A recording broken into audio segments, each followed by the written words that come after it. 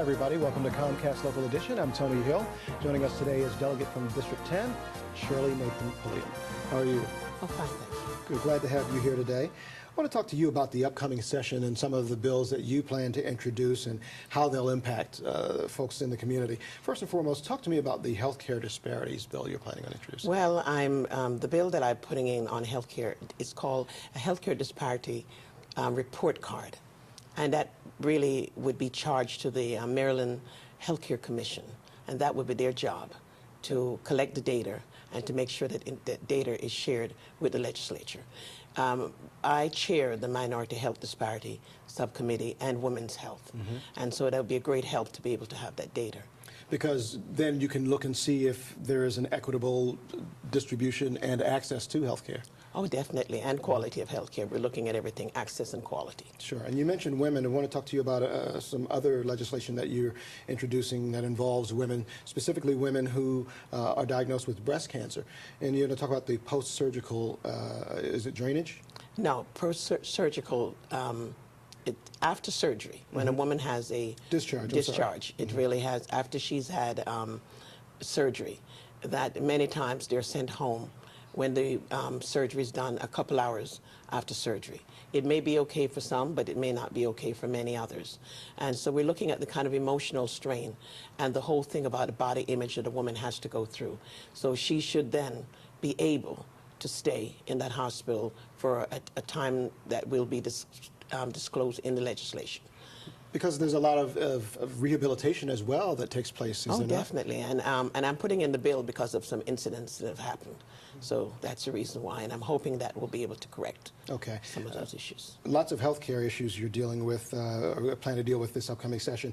You also want to deal with adult sickle cell anemia funding for treatment. Yes, last year I put in a House resolution on adult sickle cell. This year I plan to put in the legislation because we have a little bit more money in the budget. Okay. You know, so a little bit more money surplus, maybe we can address this issue. And many people, Maryland does a great job in taking care of children with sickle cell, but we don't do that good a job taking care of adults. And so that's the whole idea, and working with Johns Hopkins University and other places to make sure that we are able to take care of them and reduce costs. That's the bottom line. Sure. If you take care of them timely, give them the kind of treatment that is necessary, it cuts the cost in half. Is enough being done in terms of, it's still at this point, in terms of just knowledge about sickle cell anemia? You know, something we get very comfortable. We hear the word and we just stop doing what we need to do, what we've been doing aggressively.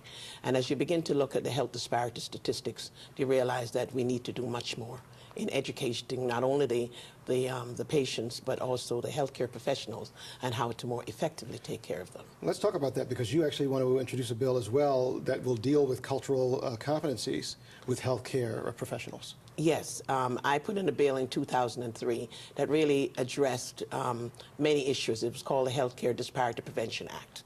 And now this bill would more or less say to the professionals that we need to look at cultural competency. We need to be competent about the care that we're giving. It's not enough just to have someone come in and just give them a few instructions. But you need to know that if this is an African American or other minority or others, you need to know what medication works for them, what doesn't work for them, etc. It goes on in more detail, but cultural competencies where we need to go. Sure, it also helps to know that, you know, among this segment of the population, these are some of the preferred foods, because this will have an impact on that patient as well. Oh, definitely. So it's so much that we need to do in terms of cultural competency. And many times, we as health professionals, because I'm a registered nurse by profession, we tend to blame the patients for not doing what they're supposed to do. But we have a responsibility as healthcare professionals to make sure that they get the kind of quality care that they're deserving of. All right, thank you for coming in and talking with us, and I look forward to talking with you again once these are actually introduced. Okay, thank you so very much for having me. My pleasure. That is Delegate from District 10, Shirley Nathan-Pulliam. Thanks for watching Comcast Local Edition. Till next time, I'm Tony Hill.